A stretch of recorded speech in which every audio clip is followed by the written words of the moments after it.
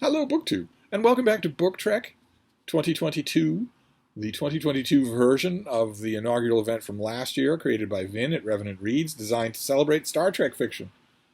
So it was right up my alley last year. We had 5 months last year, so we were dealing with all 5 of the canonical Roddenberry-era Star Trek. The original series and the animated series and all of the movies, The Next Generation and all the movies, Deep Space Nine, Voyager, and Star Trek Enterprise. Then there's a gap, there's a void, and then Star Trek starts up again with largely disastrous results. But last year we only dealt with those. This year, the first month of Dictember, I was involved in so many events this month, Book Trek. The first month of Book Trek, August, was all of those things. Revisit the Roddenberry era Star Trek, however you like. And the second month, September, has been significantly harder for me because it has been Strange New Worlds, which is to read novels based on or drawn from so-called New Trek, the Kelvin timeline of J.J. Abrams' lens flare movies, and the New Trek series that started with Star Trek Discovery. And there aren't many books for either of those. You could combine the two of them, and you won't have many books. And I read them all, and they aren't very good. The best one of them all, probably, was the movie adaptation of the first J.J. Abrams lens flare movie, the 2009 movie. But that was by Alan Dean Foster, so it wasn't going to be bad. But the rest? No. And I've wandered far afield from there. I got an original story from one of you. I've been reading fan fiction. Another sort of side mission that you could go on for Book Trek is to read popular works of science. I've done a couple of those. And we're in the final days of Book Trek 2022, so I can't just stop. So I've kept going, but I've come up with a way to cheat. I've come up with a cheat for Book Trek, because the one element, the one instantiation of New Trek that is actually good is the thing that's actually called Star Trek Strange New Worlds, which is the adventures of Captain Pike on the Enterprise before Jim Kirk took over. So you have Captain Pike, you have his then enigmatic First Officer Number 1, you have brash alien Lieutenant Spock, learning how to deal with emotions, learning how to deal with human society. You have a young engineer, Montgomery Scott. You have Dr. Boyce, Philip Boyce, the chief medical officer. Kindly old gentleman, clearly near retirement. That was the Pike reality that we got in the novels, and slightly sketched in the TV series, in the original show, where we get a bit of Captain Pike. That's what we get about Pike. And a lot of that, it has violence done to it in Strange New Worlds. Right off the gate, Strange New Worlds has only had 1 season so far, and it's done a lot of violence to that continuity. In some cases, just adding to it, telling us a lot more about Number 1, her name, for instance, but also her background story and all that. And in some cases, taking a wrecking ball to it. The chief medical officer on Christopher Pike's ship is Dr. Mabenga, a supporting character from the original series. Philip Boyce is nowhere to be seen, presumably because he's an old white man. And Mr. Spock, played by Ethan Peck, doesn't bear much resemblance to the Mr. Spock, that the few glimpses that we get of Mr. Spock under Captain Pike in the original series. I would ordinarily, those would ordinarily have been deal breakers. I would ordinarily have said, all right, well, this is just more Twitter vandalization of standing, beloved fantasy properties, whether it's Terminator or He-Man Masters of the Universe or Doctor Who or you name it, with almost no exceptions. The revamp for Battlestar Galactica is just about the only exception I can think of. I would just have dismissed it for that. The Star Trek Strange New Worlds, the TV show, does a lot of that. Introduces a lot of things that shouldn't be there, that do violence, direct, knowing violence to the continuity of the original series, where the continuity of the original series should be the strongest here. Star Trek Strange New Worlds should care more about that continuity than any other show, even Star Trek Enterprise. It's the characters in the original series, Star Trek the original series, are all alive.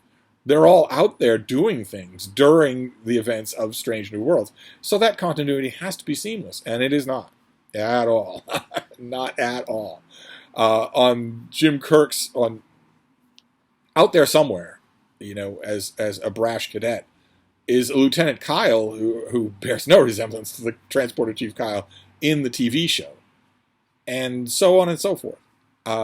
And I'm just going to have to make my peace with that, but it does afford me a loophole. It does afford me a way out, a way to finish Strange New Worlds for 2022. And that is to read about Captain Pike. To read novels about Captain Pike. There aren't any yet for Star Trek Strange New Worlds, but there are a handful of Captain Pike treatments in earlier Trek fiction. So I'm just going back and reading those, even though it's only barely a technicality. I am technically cheating. And I did one of those today. I did a novel by Greg Cox, who's not a science fiction or Star Trek author who usually does much for me. And this is a novel set in the original series called Child of Two Worlds.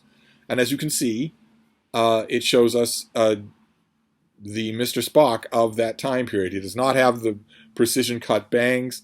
The eyebrows are a little shaggier. He has the jersey of the Pike era from the original series. They don't look anything like that now, but in the show that Pike has, the costumes have all been updated. But nevertheless, this is a callback to the visuals of the cage, of the menagerie. And this is a story that has all sorts of resonances with Star Trek, the original series. There's an outbreak of something called Regillian fever. Original Star Trek fans will know that quite well. And Dr. Boyce, the aforementioned Dr. Boyce on board the Enterprise, has a kind of a Hail Mary type treatment for it, involving a drug called Ritalin. And a lot of you will know that name as well, you original Star Trek fans. So if you hear that in a plot summary, you automatically wonder, are we going to meet Flint? Mm-hmm. And Reyna? I won't give anything away, but this is a novel set entirely in that time. And as you can tell from the title, it concentrates on Mr. Spock, who is a child of two worlds. He is part human and part Vulcan. And has trouble with that, and is fallible and flawed and interested in correcting the shortcomings in his own personality, unlike the made-up sister that Star Trek Discovery gave him, Michael Burnham, who was raised with him on Vulcan even though she's human, who has a man's name even though she's a woman, and who is infallible even though she appears in mortal human guise. She is nevertheless far more perfect than any god in Greek mythology. So there's a contrast there, and of course there's no retrofitting here. Hang on a second.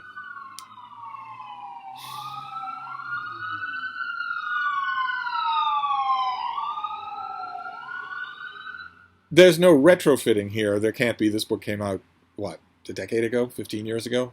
So Greg Cox and all the rest of us were blissfully unaware that the current curators, the current showrunners of Star Trek, were going to despoil Spock's story by giving him an all-knowing, all-perfect, all-competent older sister. So there's no hint of her here, and that's as it should be. That's just great. That's absolutely fantastic. And it's kind of dull. It's kind of dull. I think I read this when it first came out, even though Greg Cox does not have the best track record with me, and I read it again. I mean, the scenes on board Pike's Enterprise, the interplay between these characters, about whom, at the time when Greg Cox wrote this, we knew virtually nothing. I kept thinking, boy, I wish somebody else had written this. Which is just deadly. I kept thinking, what if Margaret Wanda Bernardo or Judith and Gar Reese Stevens had written this? How much better would it have been? But instead, no. Instead, no. I got something that's a novel that's way too careful. It does a lot of service for me in terms of what the neck-bearded fascists on YouTube refer to as member berries. There's all sorts of callbacks to the original series of Star Trek, and some flash forwards, some call forwards, things that the characters in the book don't know about the next generation, but that we do. But whereas yesterday's book, The Rift by Peter David, had all kinds of things like that, and they were all done really well, here they just don't land. So unfortunately, my book trek reading for last night was not all that good. I'm going to move on. I'm going to keep trying. I'm going to move on to some other fictional creation of Captain Pike tonight. There are a handful. They're enough to get me through the end of book trek, and then I will report back. Thank you, BookTube.